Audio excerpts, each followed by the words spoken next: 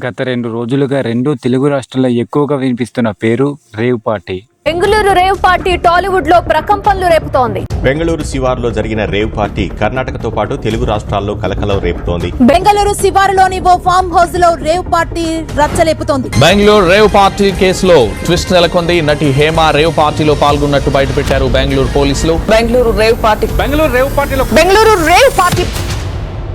బెంగళూరులో జరిగిన రేవ్ పార్టీలో ఎక్కువ మంది తెలుగు వాళ్లే ఉన్నారని, అందులో రాజకీయ నాయకులు, సినిమా యాక్టర్లు ఉన్నారని సోషల్ మీడియాలో ప్రచారం జరుగుతుంది. ఈ బెంగళూరు రేవ్ పార్టీలో కొంతమంది సినిమా యాక్టర్లు ఉన్నారని సోషల్ మీడియాలో ఈ న్యూస్ వైరల్ గా మారింది. ఈ న్యూస్ లో భాగంగా కొంతమంది పేర్లు అయితే బయటకు వచ్చాయి. అందులో హేమ గారు, జానీ మాస్టర్, శ్రీకాంత్ గారు, ఇంకా ఆశీ రాయ్ అని వీళ్ళ పేర్లు అయితే బయటికి వచ్చాయి. కానీ హేమ గారు, జానీ మాస్టర్, శ్రీకాంత్ గారు మేము అక్కడికి వెళ్ళలేదు అని ఒక వీడియో అయితే సోషల్ మీడియాలో పెట్టారు. మా ఇంట్లోనే ఉన్నాను, హైదరాబాద్ లో ఉన్నాను. ఎందుకంటే రేవ్ పార్టీలకు వెళ్ళే కల్చర్ నాది కాదు. రేవ్ పార్టీలో దొరికానని చెప్పి సంథింగ్ ఇంకేదో రేవ్ పార్టీలో ఉన్నారని చెప్పి అలాంటి ఏం లేదు. నేను ఎక్కడికి వెళ్ళలేదు, నేను హైదరాబాద్ లోనే ఉన్నాను.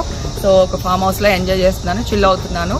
సో నా మీద వచ్చే న్యూస్ ఫేక్ న్యూస్. ఓకే, ఈ విషయం పక్కన పెడితే అసలు రేవ్ పార్టీలు అంటే ఏంటి, ఇందులో దొరికితే ఎందుకని పోలీసులు అరెస్ట్ చేస్తారు, రేవ్ పార్టీలు అంటే ఏంటి, ఇందులో ఎందుకని సెలబ్రిటీలే పాల్గొంటారు. సో దీని గురించి తెలుసుకునే ముందు మన ఛానల్కి ఎవరైనా కొత్తగా వస్తే సబ్స్క్రైబ్ చేసి బెల్ నోటిఫికేషన్ ఆన్ లో పెట్టుకోండి. రేవ్ పార్టీ అనే కల్చర్ 1950లో ఇంగ్లాండ్ లో మొదలైంది. దాని తర్వాత మెల్లమెల్లగా ప్రపంచంలోకి వ్యాపించింది.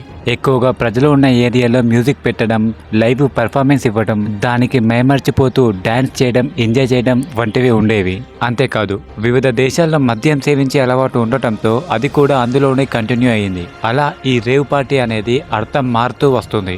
దాంతో వైల్డ్ బిహేవియర్ తో చేసుకునే పార్టీలను రేవ్ పార్టీ అని పిలవడం జరిగింది. అలా అప్పటి నుంచే రేవ్ పార్టీలు మొదలయ్యాయి. దాంతో క్రమక్రమంగా ఈ రేవ్ పార్టీ కల్చర్ చట్టవిరుద్ధమైన కార్యకలాపాలకు వేదిక ఇవ్వడం జరిగింది. ఎక్కువగా ఈ రేవ్ పార్టీని ఫామ్ హౌస్ లోను, గెస్ట్ హౌస్ లోను నిర్వహిస్తూ ఉంటారు. ఈ పార్టీ ఎన్ని రోజులు పెడతారు అంటే 24 గంటల నుంచి 3 రోజుల వరకు పెడతారని సమాచారం. ఆ 3 రోజులకు తగ్గట్టు ఫుడ్, కూల్ డ్రింక్స్, ఆల్కహాల్, సిగరెట్లు, దానితో పాటు డ్రగ్స్ కూడా ఏర్పాటు చేస్తారు.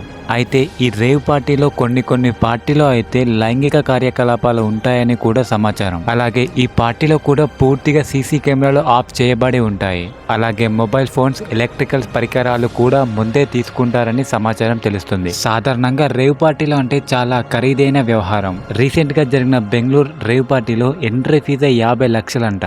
సో దీన్ని మాత్రం నాకు అస్సలు నమ్మబుద్ధి కావట్లేదు. ఎందుకంటే 50 లక్షలు పెట్టుకుని ఒక్కరోజు నైట్ అక్కడ గడపడం అంటే నాకు ఎందుకో నమ్మబుద్ధి కావట్లేదు. సో మీకేమనిపిస్తుందో కింద కామెంట్ చేయండి. బెంగళూరులో జరిగిన రేవ్ పార్టీలో దాని ఎంట్రీ ఫీజే 50 లక్షలు అని సోషల్ మీడియాలో ప్రచారం జరుగుతుంది.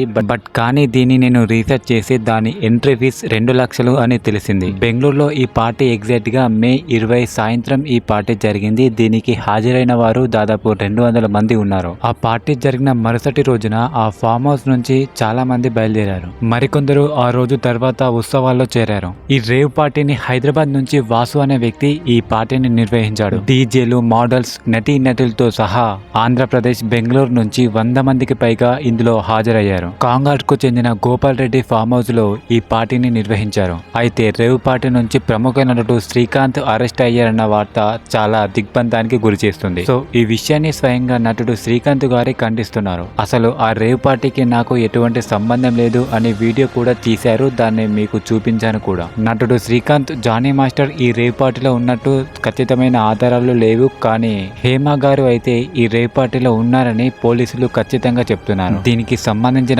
ఆధారాలు మనకి ముందు తెలుస్తుంది. సో ఏది ఏమైనా సోషల్ మీడియాలో అయితే ఈ రేవ్ పార్టీ రచ్చ వైరల్ గా అవుతుంది. సో చూద్దాం ఫ్రెండ్స్, ఈ రేవ్ పార్టీలో చివరికి ఎవరెవరు బయటికి వస్తారో చూద్దాం. సో ఫ్రెండ్స్, ఈ వీడియో మీకు ఎలా అనిపించిందో కామెంట్ చేసి ఛానల్ని సబ్స్క్రైబ్ చేసి బెల్ నోటిఫికేషన్ ఆన్లో పెట్టుకోండి.